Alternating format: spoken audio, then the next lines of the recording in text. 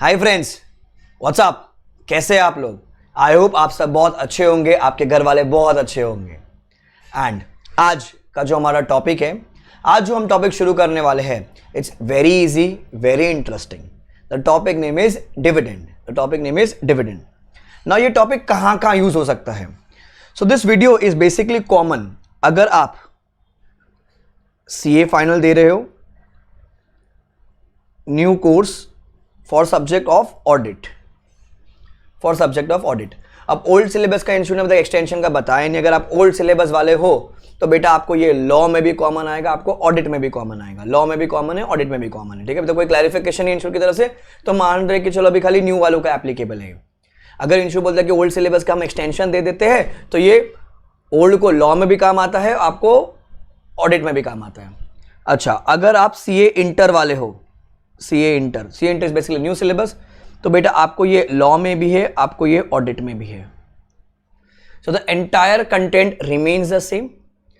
पूरा मतलब जितने भी सेक्शंस हम यहां पर पढ़ने, जितनी भी बातें हम लोग डिस्कस करें, सब कुछ सेम है। सब सब सब सब मतलब सब भाई, सब मतलब सब सब सब सर, सब कुछ सेम है, ठीक है।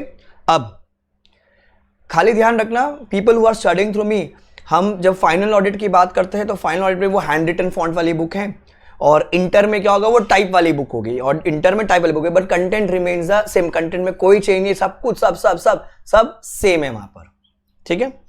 आ जाओ, अब हम लोग डिविडेंड की बातें करने वाले। कुछ बेसिक बात आपको पहले बता देता हूं।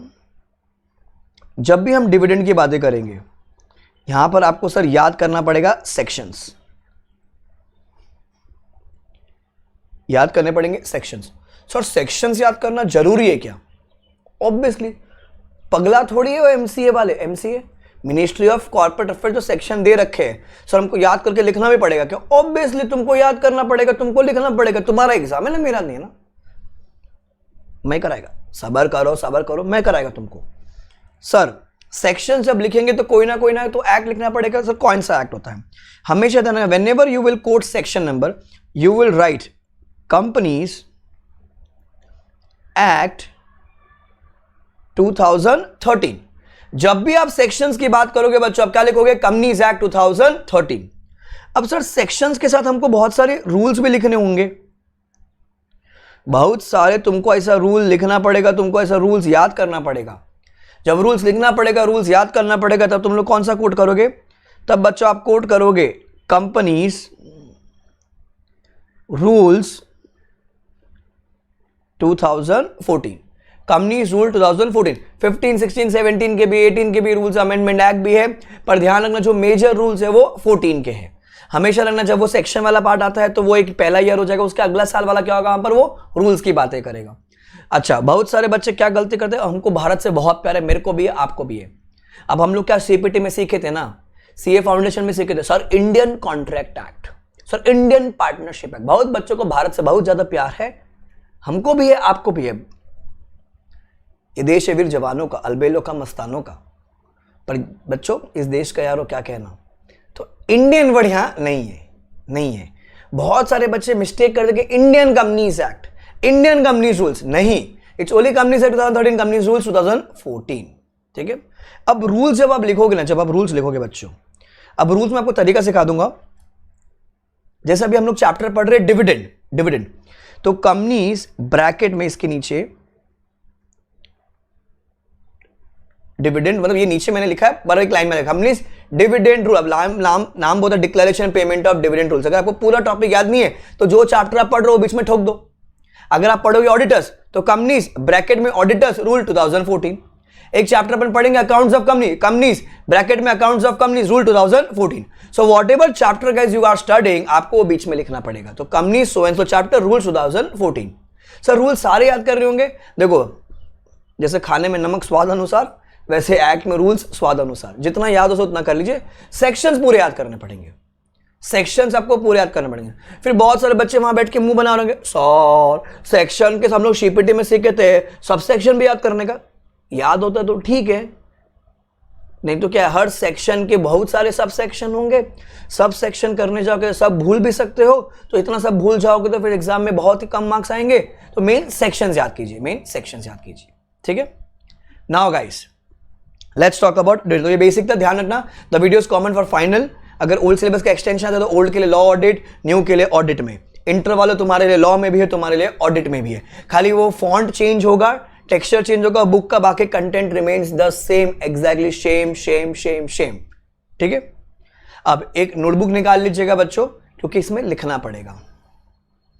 वहां बैठ के बहुत इसकी मां का, अरे यार लिखना भी पड़ेगा हमको। अबे जब अकाउंट्स करते हो इंटर वालों, फाइनल जब एफआर करते हो, 8-8 10-10 किताबें, 10-10 नोटबुक, कॉस्टिंग 5-5 6-6, एफएम में 3-3 4-4, ऑडिट के लिए एक भी नहीं होती। बेटा आपको लिखना पड़ेगा, लिखना पड़ेगा। ठीक है, आ जाओ, लेट्स स्टार्ट। पहले हम लोग डिविडेंड की बातें करते हैं, उसके बाद आपको बुक से पढ़ाऊंगा मैं। ठीक है, अब देखो पूरे एक्ट में हमारा जो डिविडेंड है कहां से आएगा। So topic is basically your dividends. Generally the weightage of this chapter is 4 mark to 6 marks. 4 से लेके 6 मार्क की वेटेज कैरी करेगा आपके लिए। सेक्शन नंबर कौन कौन से? 123, 124, 125, 126, 127, फिर एक छोटा सा का 235, फिर एक 51, 91। इतने सारे सेक्शंस आपको इस चैप्टर से याद करने पड़ेंगे। सर कौन से एक्ट का? बेटा ये कौन सा एक्ट होगा? Companies act 2013। कौन सा एक्ट का? Companies act 2013। अब ध्यान सुनो, पहला पॉइंट, सर डिविडेंड मतलब क्या? हम लोग ने सीपीटी में सीखा था, हमने आईपीसीसी में, इंटर मतलब फाइनल वाला आपने सीखा होगा। पर सर कंपनी जितना भी पैसा कमाती है वो जो पैसा बांटेगी उनके मालिकों को। कंपनी में मालिक कौन होता है बच्चों? Sir share holders. कंपनी में मालिक कौन होता है? Share holders. अब जब वो शेयर होल्डर्स को जब बांटा जाएगा तो उनको जो प्रॉफिट बांटा जाता है उसको क्या बोलते हैं अपन? डिविडेंड। सर इंडिया में कितने प्रकार के डिविडेंड होते हैं? सर बहुत बहुत बहुत सर बहुत। इंडिया में बच्चों 2 ही प्रकार के डिविडेंड होते हैं, ध्यान रखना। पहला होता है आपका फाइनल, फिर होता है आपका इंटरिम। एक होता है फाइनल, एक होता है इंटरिम। ध्यान रखना, कंपनी का मालिक कौन होता है? Share holders. कंपनी को चलाता कौन है? मैनेजमेंट। तो जितना भी पैसा कमाया होगा उनको अपने मालिकों को बांटना पड़ेगा। जब मालिकों को बांटते हैं उसको क्या कहते हैं अपन? Dividend. Sir is it mandatory to distribute dividend? मतलब बहुत पैसा कमाए। अब जैसे कंपनी कॉलेज रिलायंस इंडस्ट्रीज लिमिटेड बहुत पैसा कमाए लॉकडाउन में सर, बहुत मतलब बहुत। सर ऐसा लगा गरीब अपन लोग, अमीर वो लोग ही बन रहे बार बार। मुखिया सर पैसे पे पैसा, पैसे पे पैसा। अब इतना पैसा कमाए तो बांटना पड़ेगा ना? नहीं सर मैंडेटरी नहीं है, क्योंकि sir equity share capital plus free reserves, equity share capital plus free reserve मतलब जो पैसा कमा वो रिजर्व में जाएगा, दोनों मिला के क्या बन जाते हैं? Equity share holders funds. तो कंपनी ने अगर नहीं बांटा कोई दिक्कत नहीं है, बांटना है तो उसके लिए ये प्रोसीजर है, बांटना है तो ये सारे प्रोसीजर उसके लिए। सर क्या है? सर पहला है final dividend. Sir final dividend is propose by, final dividend is propose by कौन? Board of directors. Final dividend को प्रपोज कौन करेगा? Board of directors. Final dividend को बच्चों प्रपोज कौन करेगा? Board of directors.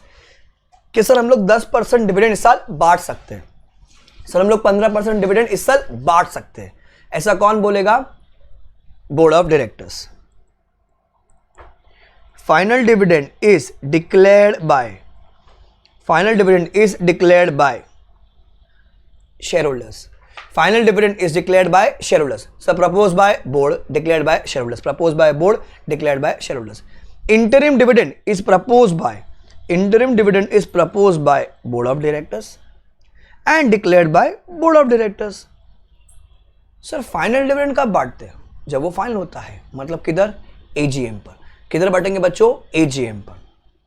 Sir interim किधर बांटते? इंटरिम इंटरिम इंटरिम किधर? कौन बांट रहा है? बोर्ड। तो किधर बांटा जाएगा सर? ये बोर्ड मीटिंग में।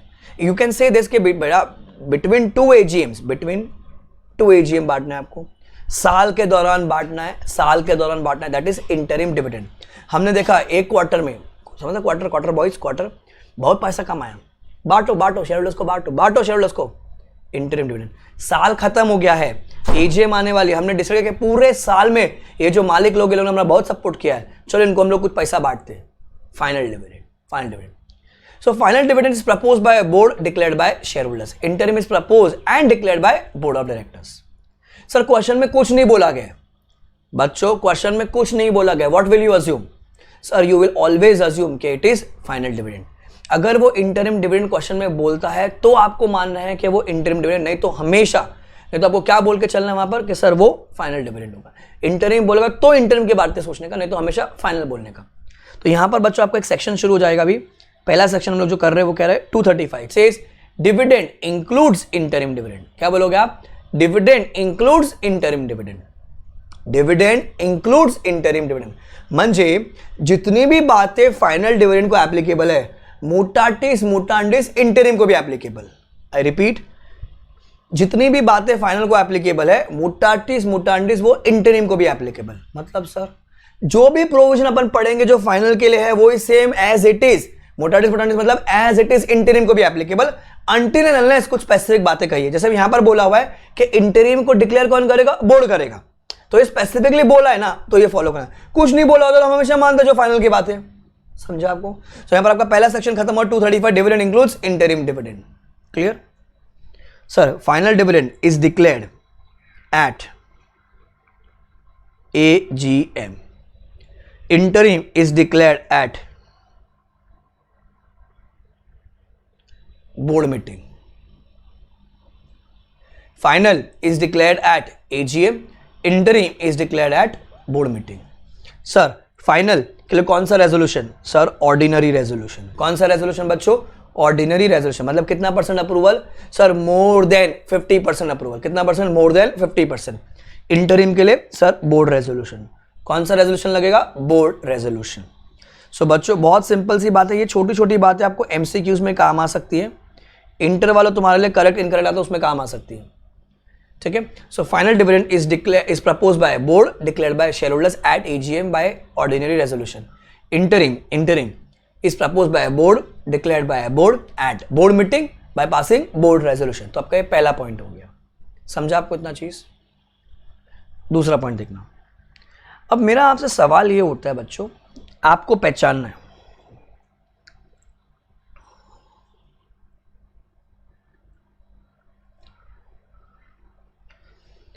Dividend declared should be less than और इक्वल टू प्रपोज, और dividend declared should be more than और इक्वल टू प्रपोज्ड, और dividend declared should be equal to proposed. आपको पहचानना इसमें से कौन सा राइट है। 1 नंबर, 2 नंबर, 3 नंबर। सोचो कौन सा राइट है। या सारे राइट है, या 1 2 राइट है, 1 2 3 राइट है, 2 3 राइट है, 3 1 राइट है, 1 3 राइट है। कौन सा राइट है?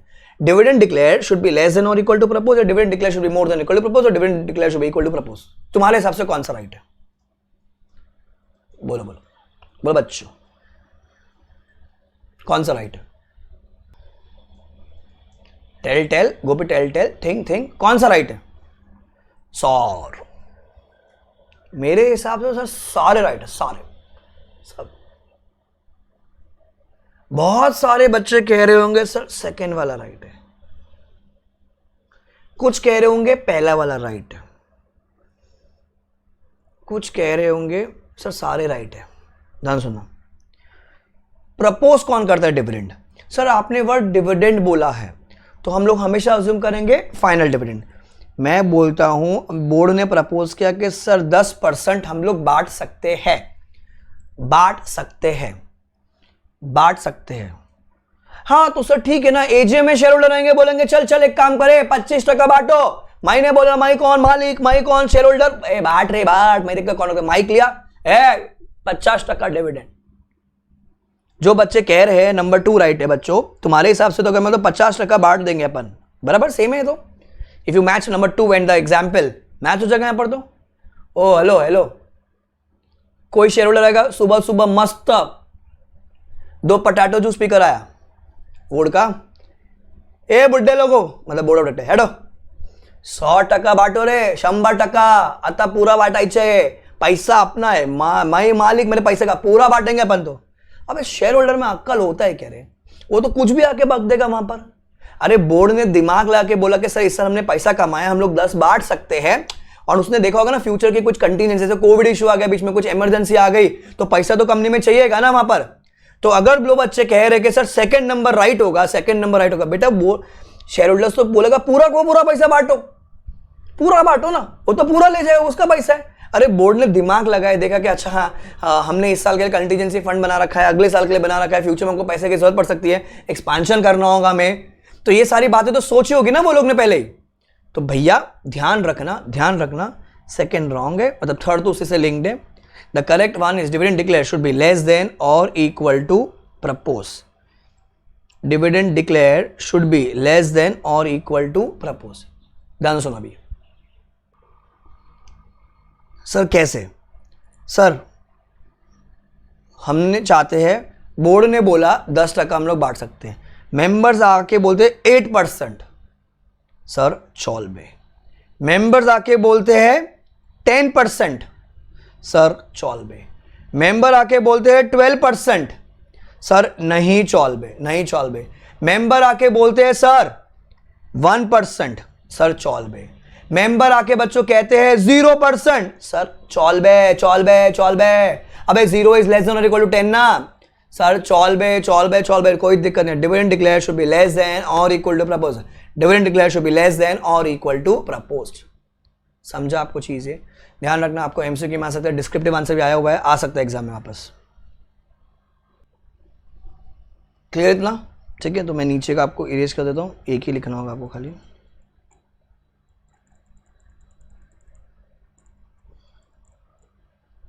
देन नंबर 3,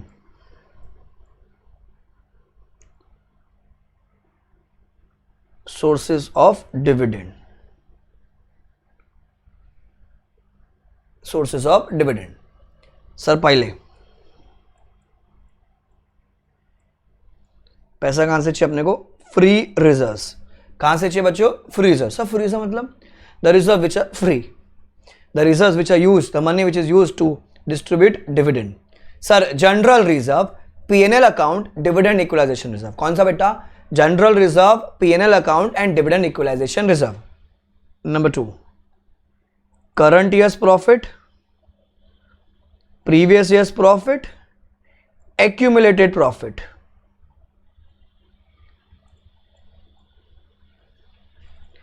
क्या बोलोगे आप? Current years profit, previous years profit, accumulated profit. क्या बोलेंगे बच्चों? Current years profit, previous years profit, accumulated profits. तीसरा, अच्छा इसमें एक बच्चों कंडीशन है,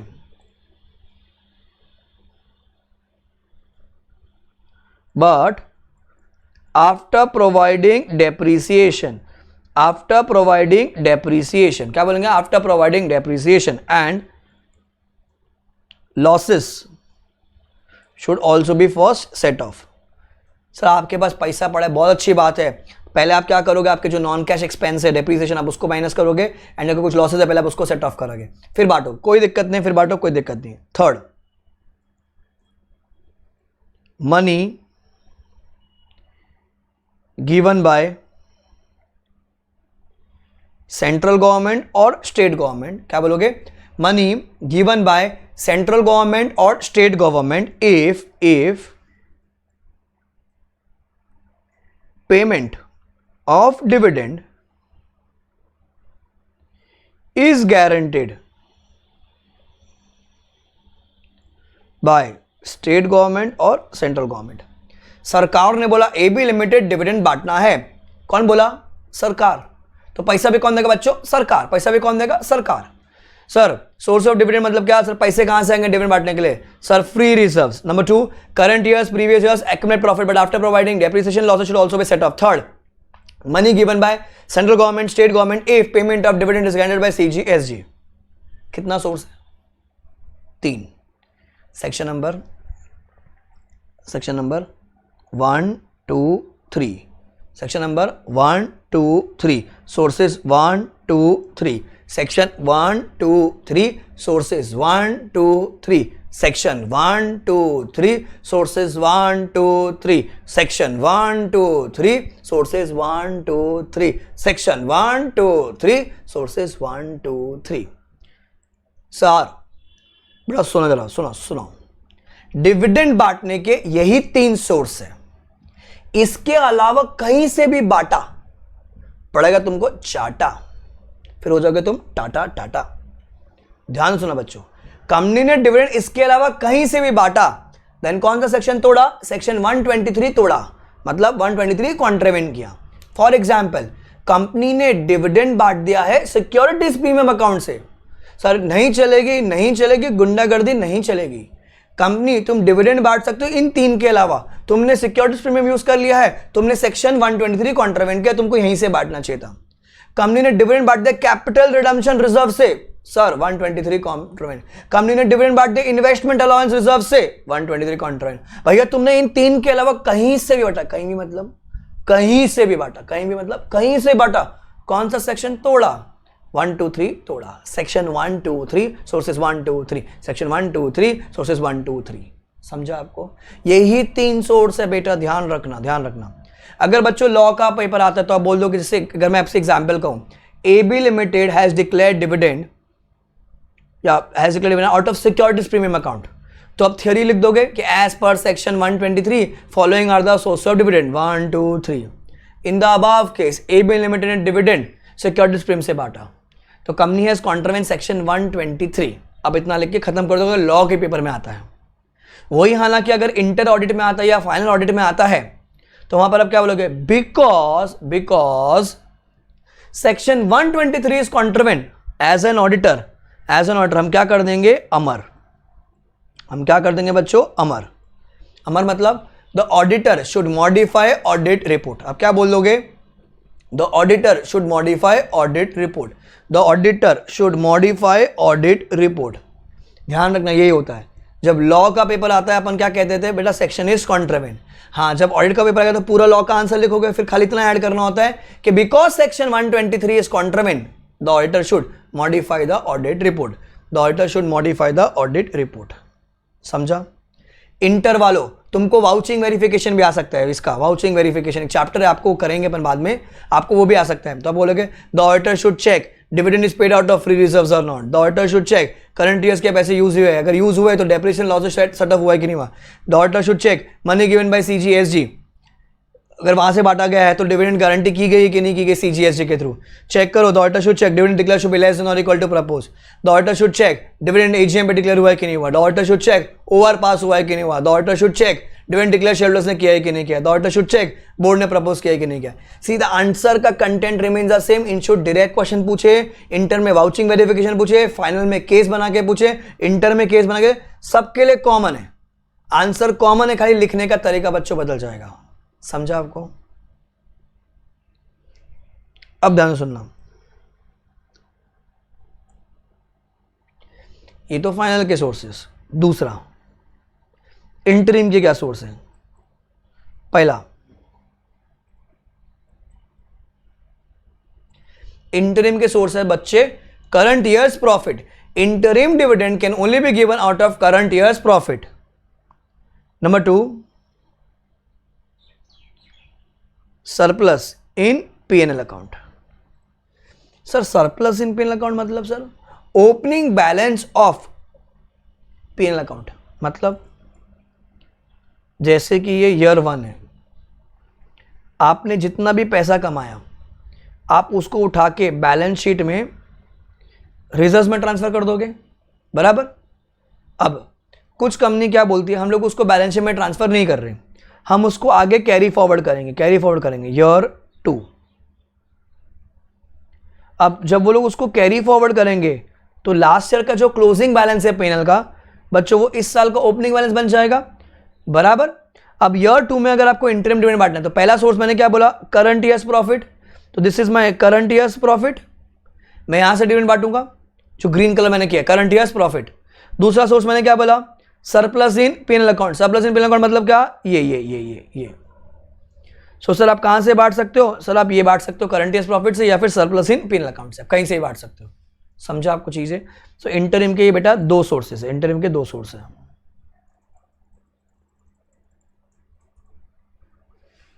क्लियर इतना? नेक्स्ट लिखने वाले रुक जाओ, बाद में लिखने के लिए टाइम दूंगा मैं आपको, आराम से पहले समझ लीजिए। Fourth point is transfer to reserves. क्या कहता है ट्रांसफर टू रिजर्व? ध्यान सुनना। अब पहले के जमाने में क्या होता था कि कंपनी जब डिविडेंड बांट देगी तो उनका रिजर्व्स कम हो जाएगा, तो उनको टेंशन होता था, अरे यार फ्यूचर में पैसा चाहिएगा तो फिर तो अच्छा, तो लॉ का क्या रिक्वायरमेंट था कि बिफोर डिक्लेयरिंग डिविडेंड, क्या बोला मैंने? बिफोर डिक्लेयरिंग डिविडेंड सर कुछ पैसे उठा के आप रिजर्व में ट्रांसफर कर दीजिए। मैंडेटरी था, पहले मैंडेटरी था, तो टेबल दे रखे थे कि इतने से इधर इतना परसेंट डिविडेंड है तो आपको इतना परसेंटेज रिजर्व में डालने का है, इतने से इतना अगर आपका परसेंटेज है डिविडेंड का तो आपको इतना पैसा रिजर्व में डालने का है। आज की डेट में लॉ बोल रहा है तुमको जितना भी डिविडेंड बांटना है ना बांटो, और तुमको रिजर्व में जितना भी भेजना है भेजो, नहीं भी भेजोगे ना तो भी चलेगा। तुम लोगों ने सोच रखा है फ्यूचर, आजकल तो मॉडर्न लोग हो तुम लोग, सब इंस्टाग्राम स्नैपचैट वाले लोग हो, तुमको पता है कैसे फ्यूचर को सिक्योर करने का, बराबर? तो तुमने अगर रिजर्व में नहीं भी भेजा ना चल भैया, कोई दिक्कत नहीं है। सो बच्चों, transfer to reserves is now mandatory या वॉलंटरी? बोलो, transfer to reserves is now mandatory या वॉलंटरी? Voluntary optional? बोलो बोलो, वॉलंटरी ऑप्शनल? सर दोनों सेम होता है। Transfer to reserve is now voluntary, voluntary optional same होता है, ध्यान रखना। सर कंपनी ने 10% डिविडेंड बांटा है, 10% डिविडेंड, पर रिजर्व्स में खाली 5% ऑफ प्रॉफिट से ट्रांसफर किया। डिविडेंड बांटा 10% पर रिजर्व खाली 5% ऑफ प्रॉफिट से ट्रांसफर किया, चलेगा? सर 1% ही किया, दौड़ेगा? सर 0 किया, कुछ भी नहीं किया, मतलब अबे दौड़बे चौलबे नहीं दौड़बे, because transfer to reserves is now voluntary. क्या बोलोगे आप? Transfer to reserves is now voluntary. Next, fifth, time limit for payment of dividend. लिखने वाले रुक जाओ रे। Time limit for payment of dividend, so this is basically section 127। Section कौन सा है? 127। क्या बोलता है? ध्यान से सुनना। Dividend is declared at AGM. It should be paid within 30 days of declaration. Dividend is declared at AGM. It should be paid within 30 days of declaration. तो बेटा ये आपकी टाइम लिमिट होगी, it should be paid within 30 days of declaration. Sir declare कौन कर रहा है? बताओ डिक्लेयर कौन कर रहा है? डिविडेंड बोला खाली? सर हमेशा member share holders final dividend assume करना है, खाली डिविडेंड बोलेगा, ठीक है? Dividend is declared AGM, it should be paid within 30 days of declaration, ठीक है? अच्छा 30 डेज बीत गया, कंपनी ने पे नहीं किया, 30 डेज खत्म, पे चौकड़ी, पे नहीं किया, देन कंपनी तुम्हारे ठोके जाएगी। Company you are liable to pay simple interest, company you are liable to pay simple interest at the rate of 18% per annum, at the rate of 18% per annum. Company you are liable to pay simple interest at the rate of 18% per annum. Director तुम्हारे लिए 1000 rupees per day का penalty लगेगा and maximum 2 years का imprisonment, maximum 2 years का imprisonment. Company you are liable to pay simple interest at the rate of 18% per annum, directors you are liable to pay 1000 rupees per day and maximum 2 years का imprisonment, maximum 2 years का imprisonment. This is section number 127। Section number कौन सा है? 127। Time limit for payment of dividend, बहुत repetitive question है।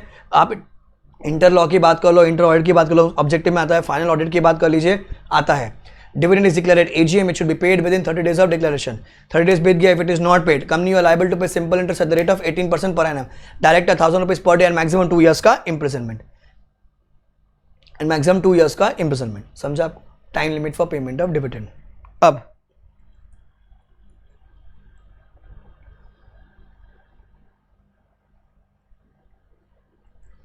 Penalty चोकड़ी, DDLJ टिकड़ी. क्या बोला मैंने बच्चों? पेनल्टी चोकड़ी, डीडीएलजे टिकड़ी. पेनल्टी चोकड़ी, डीडीएलजे टिकड़ी. म्हणजे hold on, people are watching me from south Bombay और south Delhi, south Calcutta, south Nasik. आपके लिए in English, in the following cases penalty will not be levied. In the following cases penalty will not be levied. पहला point,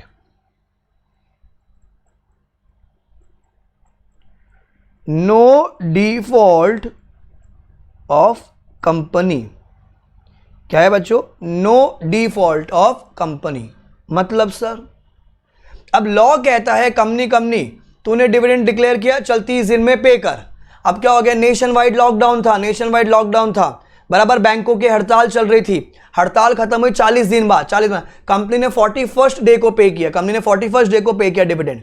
अब declare हो गया था, फिर वो लॉकडाउन हो गया, फिर वो हड़ताल हो गई, 41st डे को पे किया. कंपनीज एक्ट का सेक्शन 127 क्या कहता है कि कंपनी तूने डिविडेंड डिक्लेयर किया, चल 30 दिन के अंदर पे कर. बरोबर. अब यहां पर कंपनी ने 41st डे को पे किया.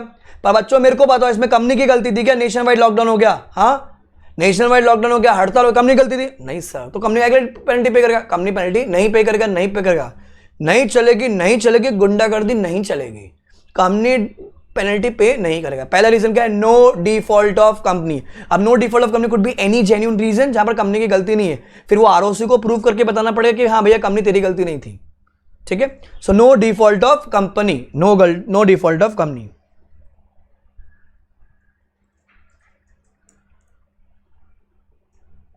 नेक्स्ट, ध्यान से देखना, directions given bye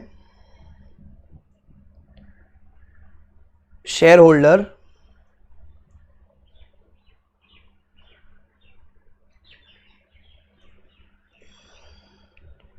could not be complied and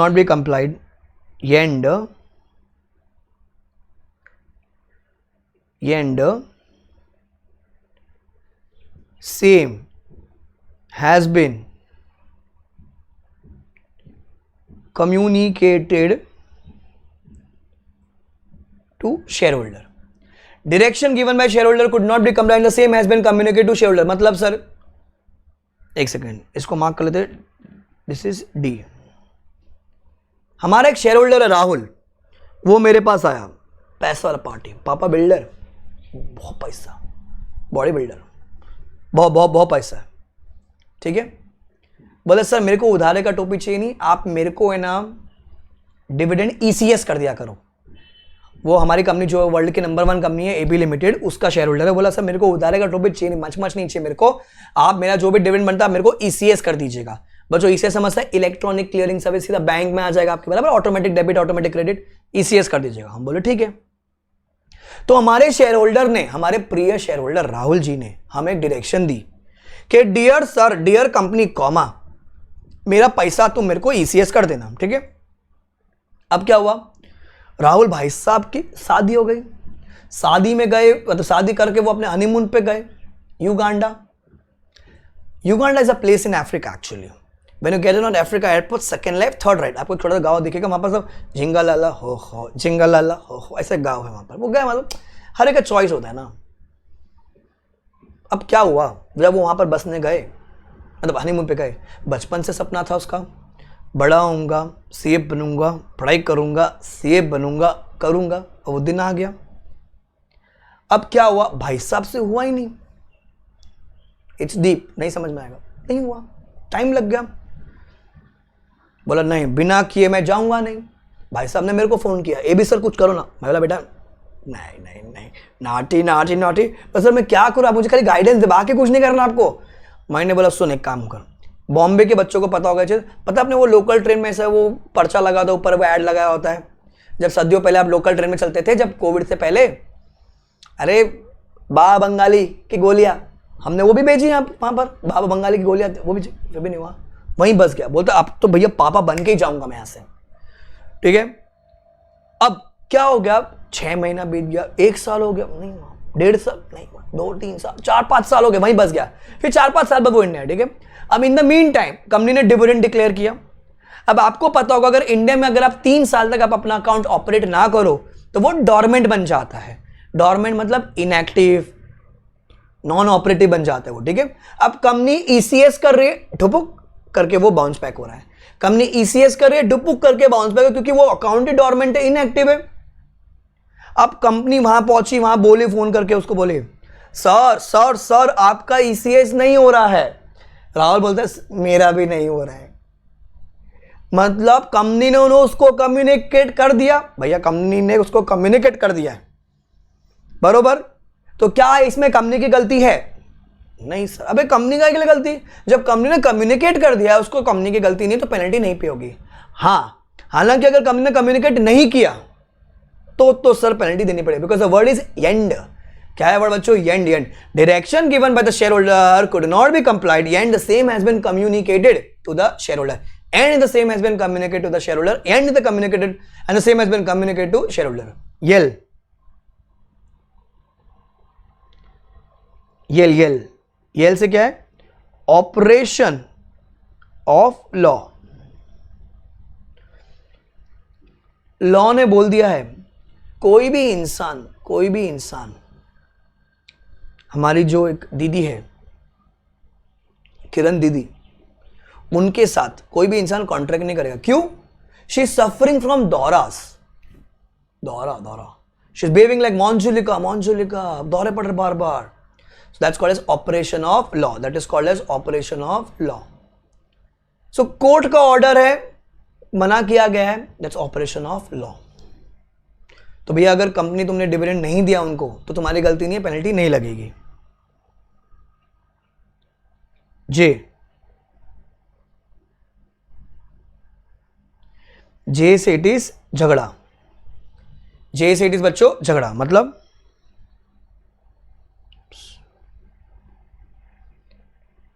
there is dispute to receive dividend. There is dispute to receive dividend मतलब सर अभी क्या है, अपने धीरू भाई, अरे धीरू अंबानी या अपना जबरा फैन एबी लिमिटेड शेयर थे उसके बाद हमारी कंपनी के, very important investor for us, late गए। अरे लेट हो गए ना वो। अब उनके 2 टाबर, यू अंडरस्टैंड, टाबर टाइनी टॉट्स किड्स, अपना मुक्कू और अपना अन्नू, अरे अपना मुखिया मुकेश और अनिल लड़ रहे।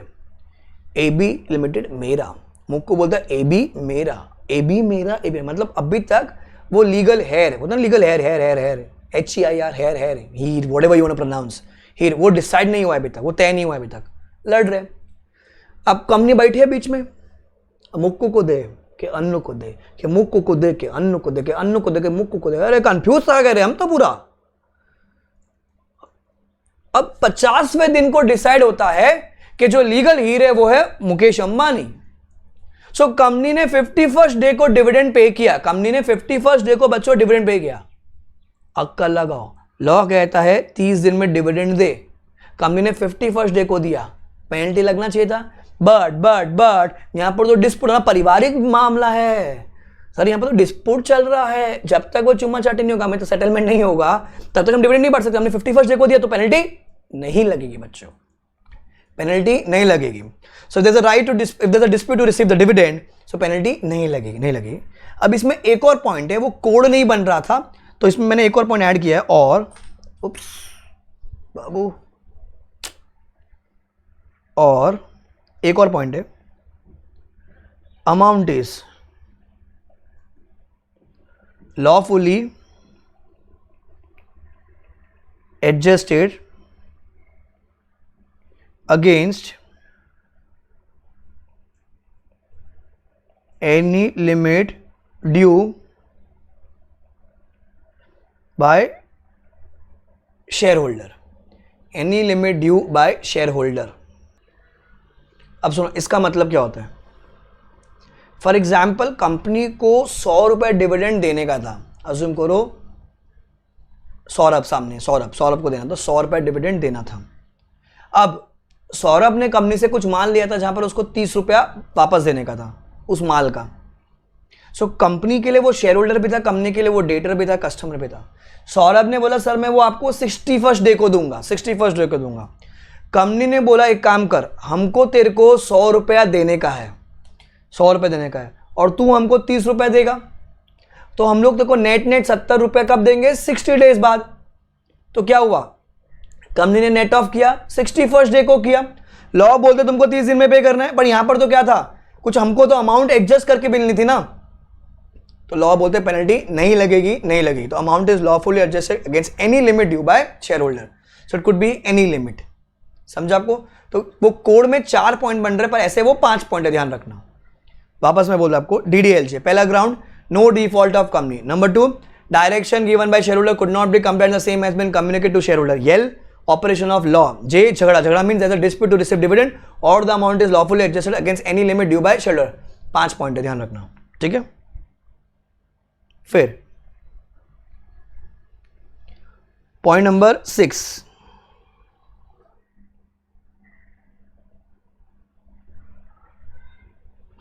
पॉइंट नंबर 6 बात करता है रिवोकेशन की। रिवोकेशन का मतलब sir cancel, cancel, cancel, cancel. जैसे पोपट कहते हैं कैंसल, कैंसल, कैंसल, वैसे cancel. Dividend once declared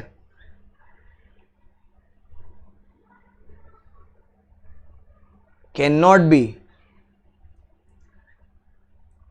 revoked. Dividend once declare can not be revoke, can not be revoke, can not be revoked. मतलब can not be cancel, can not be cancel, can not be cancel, because वो limit बन गई है and वो देना ही पड़ेगा company को, वो लाइबिलिटी है, आपको सर देना ही पड़ेगा। But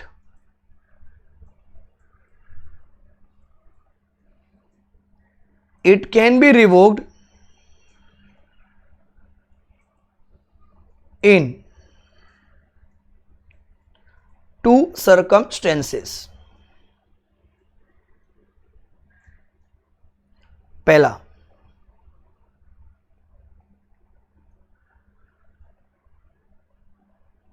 ultra vires.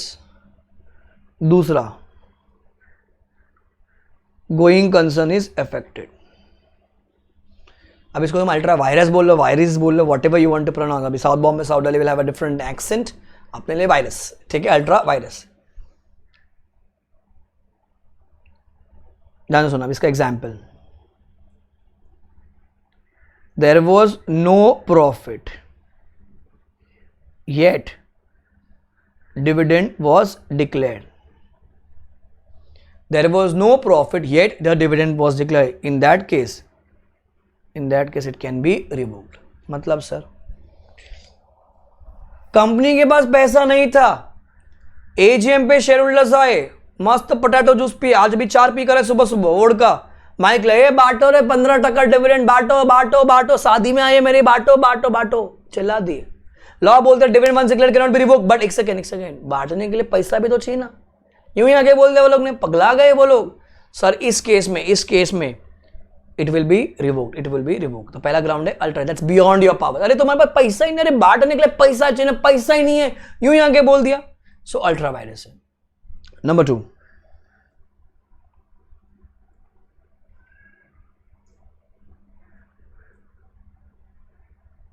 ये मेरी फैक्ट्री है, ठीक है,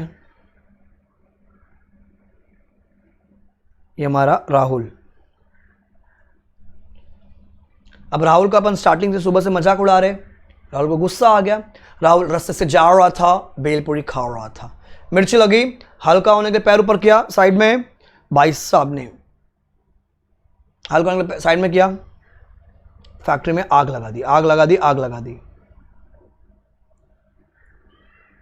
आग लगा दी, आग लगा दी, आग लगा दी। कंपनी ने डिविडेंड डिक्लेयर कर दिया था, उसके बाद फैक्ट्री में आग लग गई। अब भैया कंपनी तो रोड पर आ गई, कंपनी तो बिकेम बेगर, तुम नेक्स्ट डे मुंह उठाकर आ जाओगे शेयर होल्डर लोग, ए डिविडेंड डिविडेंड, अरे कंपनी का लॉस बाय फायर हो गया, फैक्ट्री नहीं रही, तो आगे फ्यूचर चलना ही नहीं। क्या इफेक्ट हो गया सर जीसी इफेक्ट हो गया। क्या इफेक्ट हो गया बच्चों? जीसी। अगर कंपनी का गोइंग कंसर्न इफेक्ट हो गया, मतलब after declaring but before payment, अगर कोई ऐसा इवेंट होता है जिससे कंपनी का जीसी इफेक्ट हो जाता है, in that case it can be revoked, in that case it can be revoked. Generally आप क्या बोलोगे, dividend once declared can not be revoked, but it can be revoked in only 2 circumstances. पहला ultra vires है बच्चों, दूसरा going concern. Clear? ये भी छोटे छोटे points. 7th,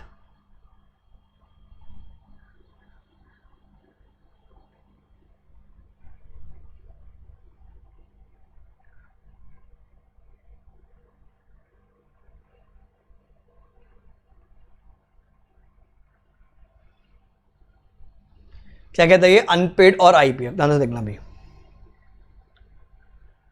dividend is declared at AGM. ठीक है, अपन ने पढ़ा it should be paid within 30 days, मैं बोल दो it should also be claimed within 30 days. मतलब जो इन्वेस्टर है उनको भी क्लेम करने के लिए कितना दिन है, 30 डेज है। बच्चों कितना दिन है उनको भी 30 डेज है।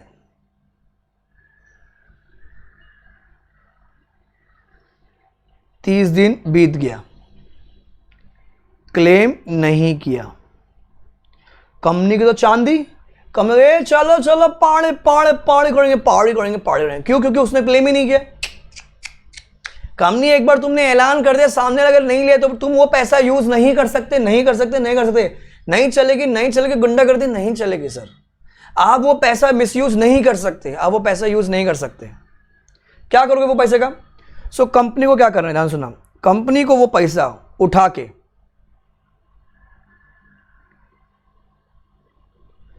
वो पैसा ट्रांसफर करना होगा किधर, अनपढ़ डिविडेंड अकाउंट में। किधर भेजना होगा उनको, उसको अनपढ़ डिविडेंड अकाउंट में। किधर भेजना होगा उनको, अनपढ़ डिविडेंड अकाउंट में। इस अकाउंट में वो पैसा कितने साल तक रहेगा, फॉर 7 ईयर्स। इस अकाउंट में वो पैसा कितने साल तक रहेगा बच्चों, 7 ईयर्स तक। 7 ईयर्स तक मतलब सर कंपनी ने डिविडेंड डिक्लेयर किया, 30 दिन बीत गया, कोई पैसा लेने नहीं आया, तो कंपनी तेरे को क्या करने का, वो पैसा भेजने का अनपेड डिविडेंड अकाउंट में। ठीक है, अब अनपेड डिविडेंड अकाउंट में वो पैसा कितने साल रहेगा, 7 साल तक। तो इन्वेस्टर कभी भी आके क्लेम कर सकता है, कभी भी आके क्लेम कर सकता है। 7 साल बीत गया, साला क्लेम करने ही नहीं आया, क्लेम करने ही नहीं आया, तो क्या करोगे आप? अब भाई साहब 7 साल बीत गया, कोई गजनी इन्वेस्टर क्लेम करने ही नहीं आया, कोई बात नहीं, कंपनी फिर से मजे, फिर से पार्टी करे। नहीं नहीं, अरे कंपनी तुमने अगर पैसा डिक्लेयर कर दिया, वो पैसा छोड़ दिया है, तो तुम उसको वापस से क्लेम नहीं कर सकते हो। तो सर क्या होगा 7 साल बाद, आफ्टर 7 ईयर्स कंपनी को वो पैसा भेजना पड़ेगा आगे। किधर भेजना पड़ेगा, एक अकाउंट है, कौन सा अकाउंट है बच्चों, उस अकाउंट का नाम होता है इन्वेस्टर एडुकेशन प्रोटेक्शन फंड। कहां जाएगा वो, इन्वेस्टर एडुकेशन प्रोटेक्शन फंड। इसको हम लोग प्यार से कहते हैं IEPF। क्या कहते हैं इसको, IEPF।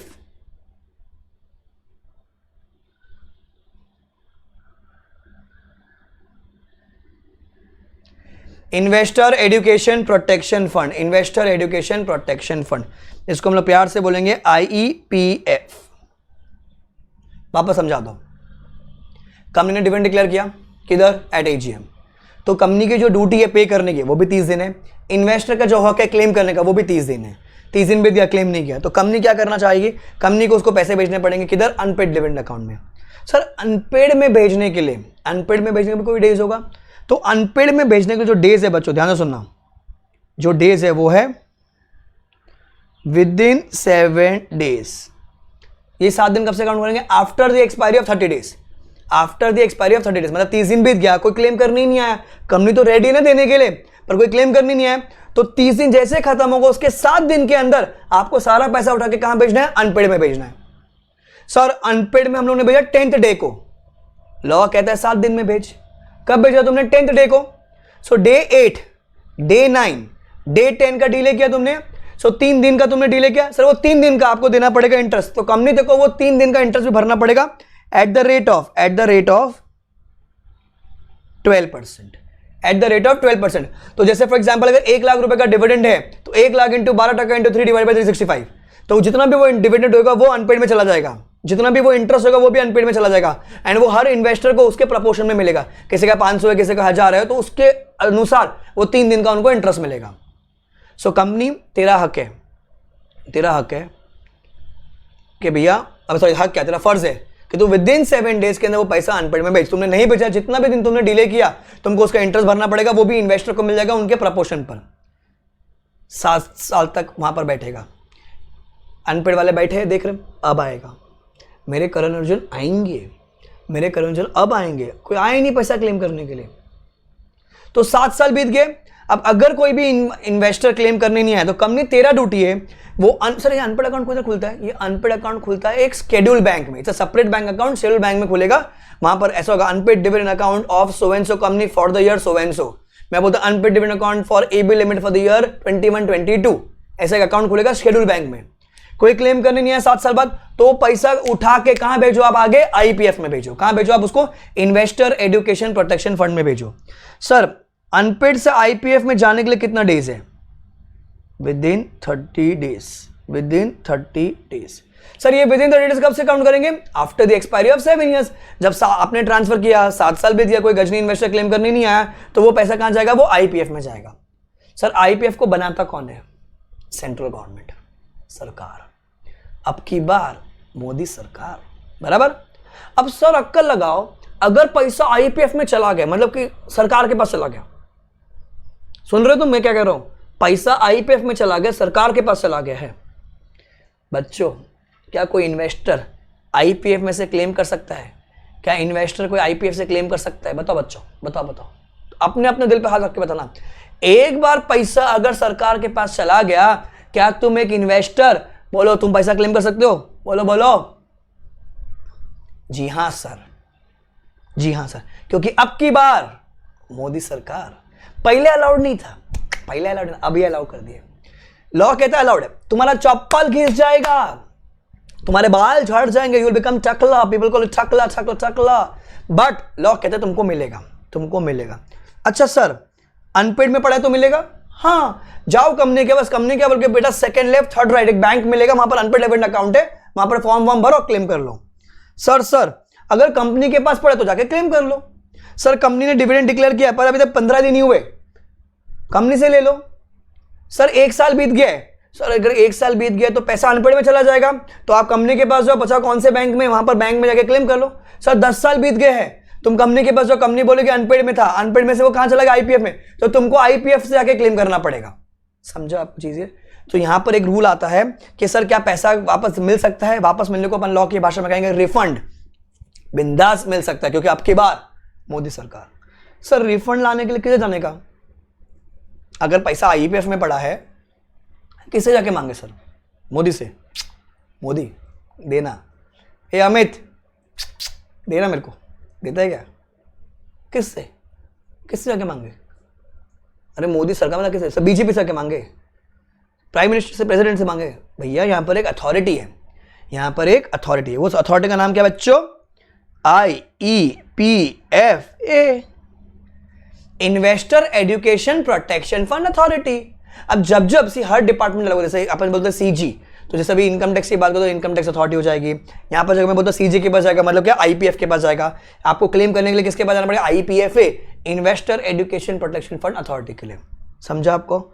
आप उनसे जाके क्लेम कर लोगे। ये आपको पूरा चार्ट समझा कि कंपनी 30 दिन में अगर किसी ने क्लेम नहीं किया, पैसा भेज अनपेड में, तो अनपेड में जाने के लिए डेज है 7 डेज। 7 डेज में अगर नहीं किया, जितना दिन का भी डिले किया है तो 12% इंटरेस्ट। अनपेड में कितने साल तक बैठेगा? 7 साल तक। 7 साल बाद पैसा कहां जाएगा? आईपीएफ में। अनपेड से आईपीएफ में जाने के डेज है 30 डेज। क्लियर? बहुत सारे डेज है, बहुत सारे परसेंटेज है, बहुत सारे अमाउंट आएगी, सारे याद करने पड़ेंगे। एमसीक्यू का पार्ट तो भले आप इंटर के हो, फाइनल के हो, लॉ के हो, ऑडिट के हो, सब में कुछ भी आ सकता है भाई, कुछ भी कुछ भी। अच्छा अनपेड की जो बातें लिखी, अनपेड की जो बातें लिखी है वो लिखिए सेक्शन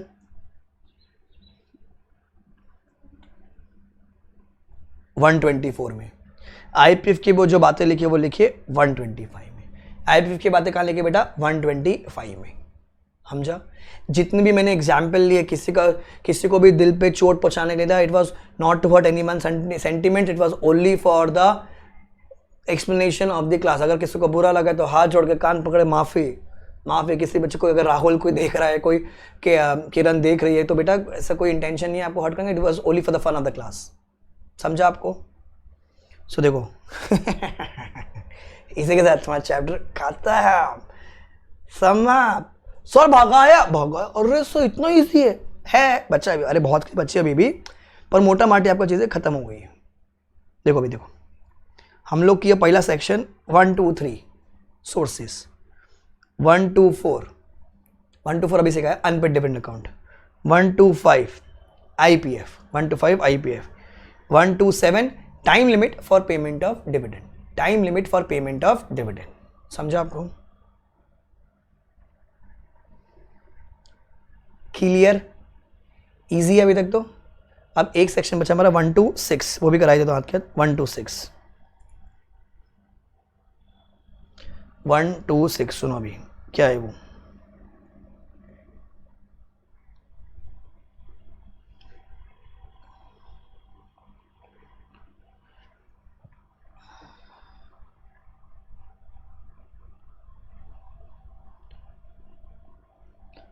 वन टू सिक्स को लोग कहते हैं अबे यंस। क्या कहते हैं बच्चों? अबे यंस। क्या कहते हैं बच्चों? अबे यंस। अब क्या होता है, जैसे फॉर एग्जाम्पल मई कौन? A B. मैंने मेरा शेयर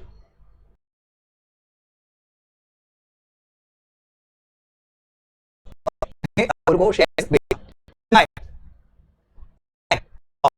यू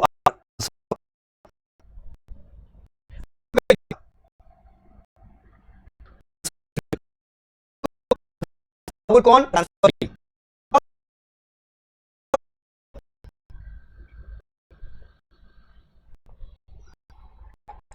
पुराने जमाने में पहले ट्रांसफर बंद थी, मेरा शेयर बेचा, हमने फोन कर देगा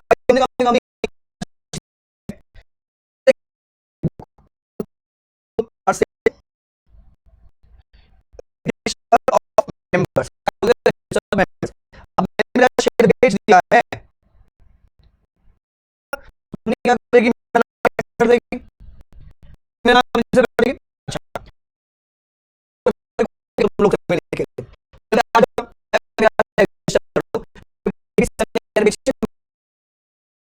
ने बोला काम करो बड़ा मस्त अगले हफ्ते फिर आया करते अब मेंबर्स में उसका नाम चढ़ा ही नहीं। क्या हुआ?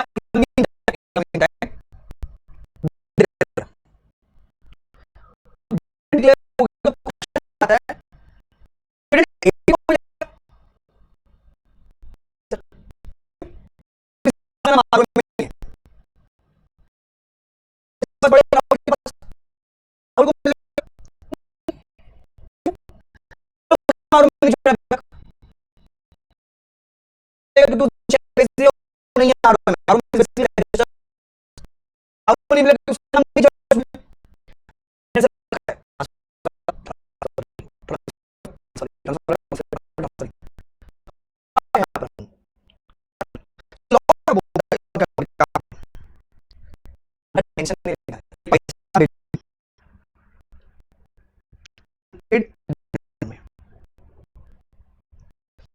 तो आप जाके करेंगे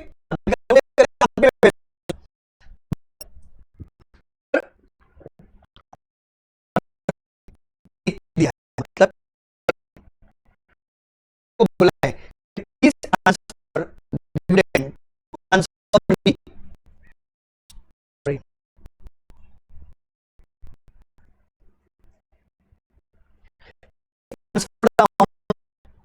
dividend to transfer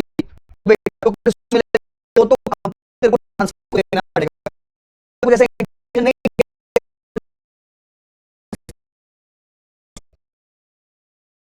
mean time declare होते हैं, डिक्लेयर होते हैं, तो वो चले जाएंगे आपके यहां से होल्ड टू स्टॉप टू रुक जाएंगे, वो ट्रांसफर होंगे बाद में देखेगा, बाद में चलेगा। पहले बात है वो क्या बोलता है कि आपको कम पैसे चलेगा ट्रांसफर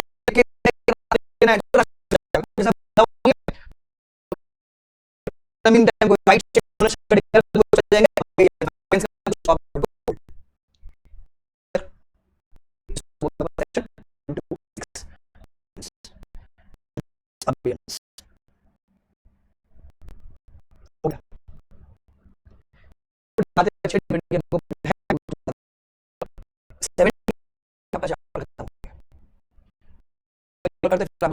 जाएंगे बुक से पढ़ेंगे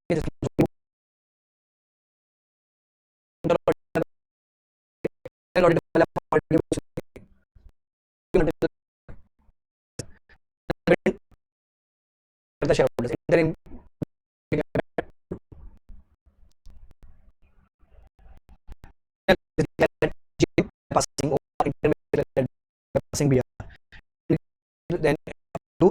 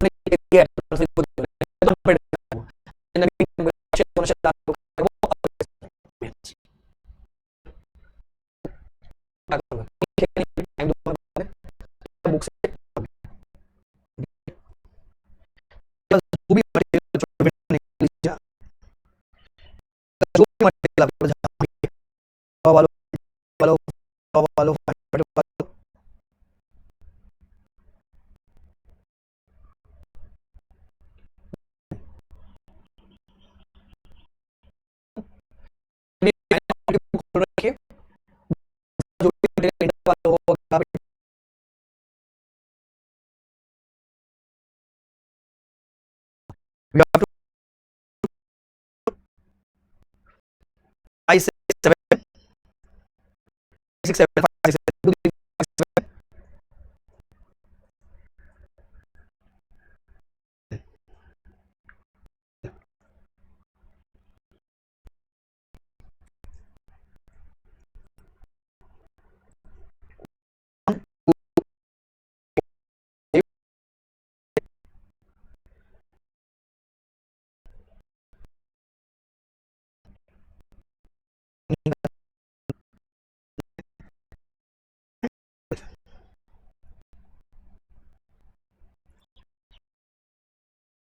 11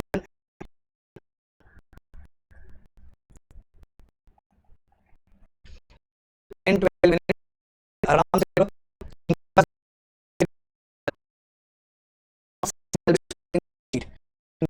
नहीं है अभी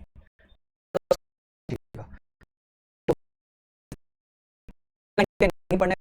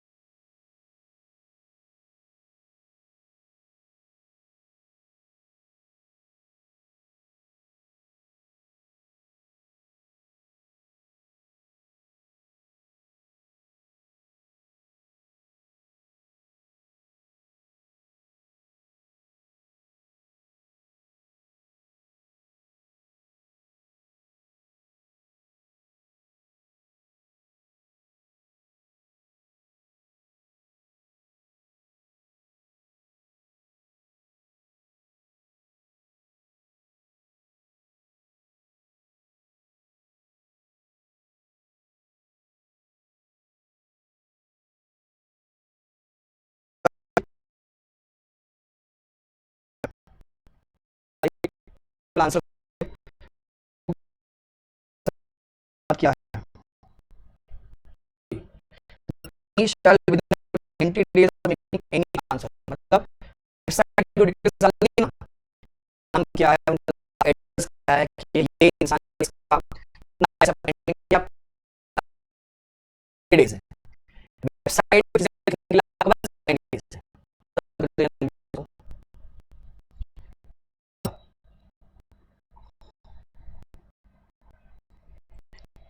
पॉइंट नंबर 7 इसको इंपॉर्टेंट मान लीजिए, इसमें चेंजेस आए हैं, सिर्फ अपनी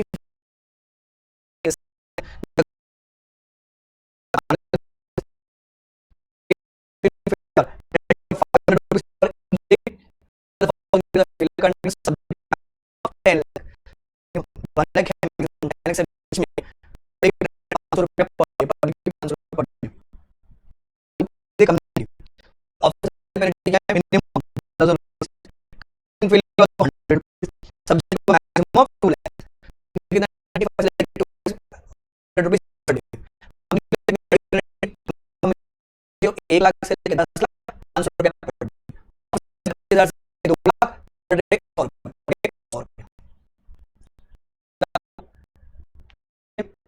इंपॉर्टेंट मार्क कर दीजिएगा। बुक में आपको उसको इंपॉर्टेंट मार्क कर दीजिएगा।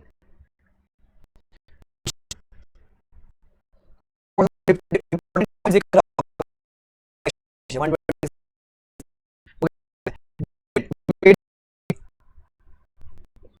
चेक वॉलेट चेक वॉलेट कोई दिक्कत नहीं,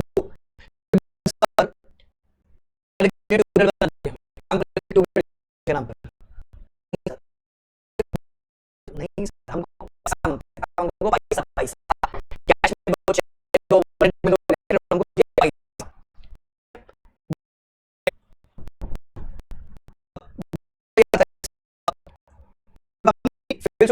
सेक्शन 7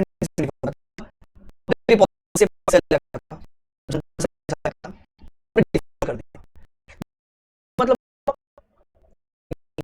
क्यों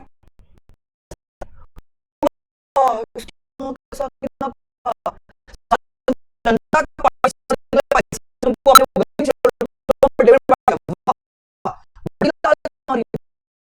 उल्लू बनाया, उल्लू और नॉट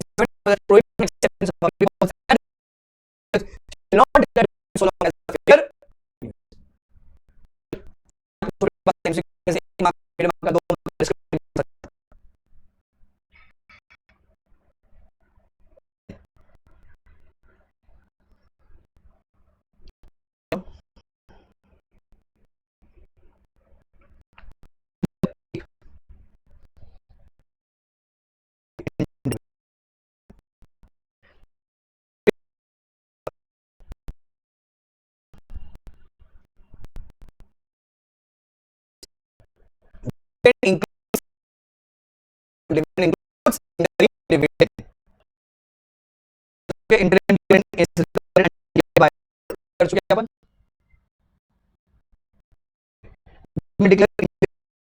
फाइनेंशियल ईयर और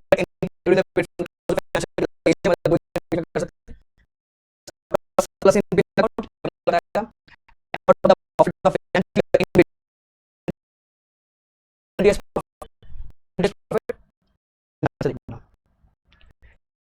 in case the company has lost its financial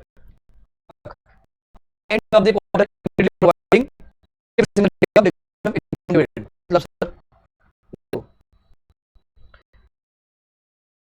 लाई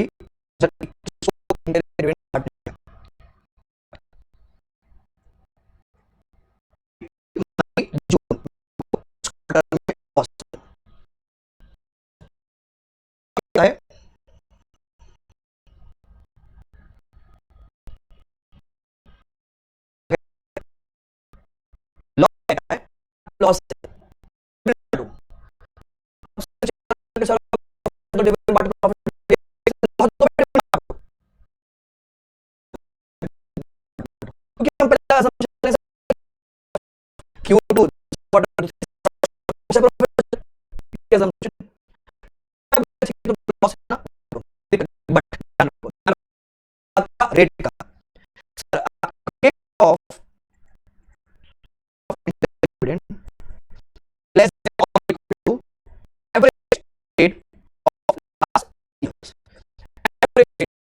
मतलब जितना भी जब भी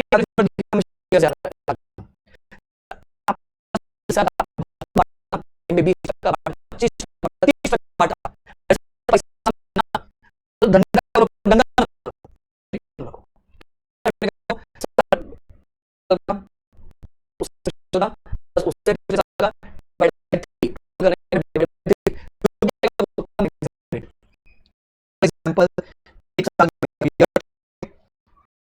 फिर था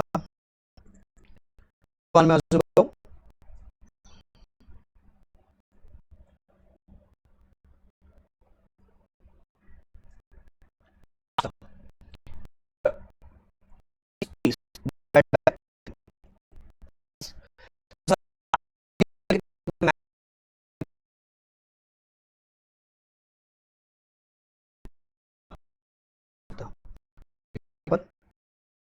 the company has lost the financial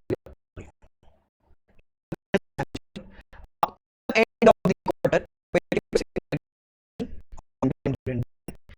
rate of should be less than or equal to rate of declared in the immediate should be less than or equal to rate of last years last years देखो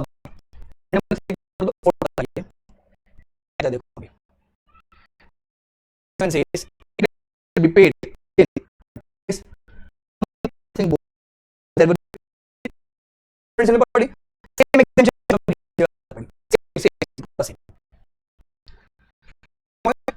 initially the company becomes a debut for the company to cannot be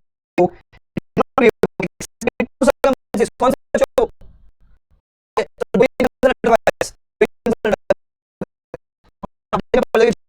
बहुत करते थे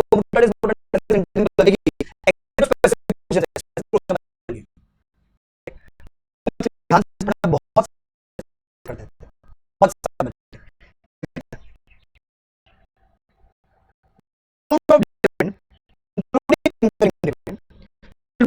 deposit in a schedule 5 days of declaration मतलब sir आपने dividend बांटा आपने dividend बांटा final की बात कर रहा हूं डिविडेंड बांटा डिविडेंड बांटा वो पूरा पैसा उसको शेयर देना पड़ेगा सर क्यों ऐसा कंपनी से पैसा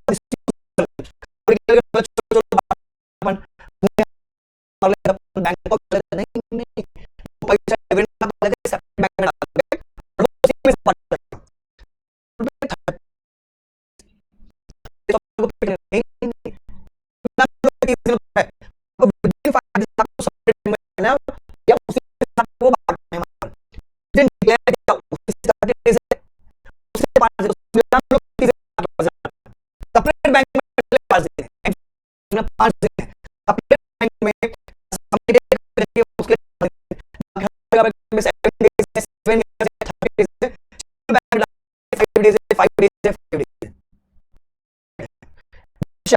not applied to the government